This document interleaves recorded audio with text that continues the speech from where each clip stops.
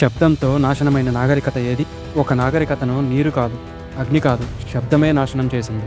సూటిగా చెప్పాలంటే గ్రంథాలలో శబ్దంతో మాత్రమే నాశనమైన ఒక నాగరికత పేరు ఎక్కడా చెప్పలేదు. కానీ బలమైన సంకేతాలు ఇంకా వేదాల ఆధారాలు ఉన్నాయి. అవి ఉద్దేశపూర్వకంగా రహస్యంగా ఉంచబడ్డాయి. వేదాల్లో చెప్పినట్టు శబ్దం కేవలం మాట కాదు, అది శక్తి. ఒక హై ఫ్రీక్వెన్సీ శబ్దం పూర్తి నగరాన్ని నాశనం చేసింది. ఇది కథ కాదు, వేద రహస్యం. అసురులు నిర్మించిన 3 ఆకాశ నగరాలు, అత్యంత శక్తివంతమైన నాగరికత. అదే త్రిపుర నాగరికత. ఎలా నాశనమైంది? శివుడు ఒకే ఒక్క బాణంతో త్రిపురను ధ్వంసం చేశాడు. ఆ బాణం సాధారణ ఆయుధం కాదు, ఓంకార శక్తితో యాక్టివేట్ అయ్యింది. తంత్రశాస్త్ర ప్రకారం ఆ బాణం ఘనీకృత శబ్దశక్తి. 3 నగరాలు ఒకేసారి కూలిపోయాయి. మరి గ్రంథాలలో ఎందుకు పేరు చెప్పలేదు? వేదకాలంలో ఒక నిబంధన ఉంది: శబ్దశక్తి జ్ఞానం ప్రమాదకరం.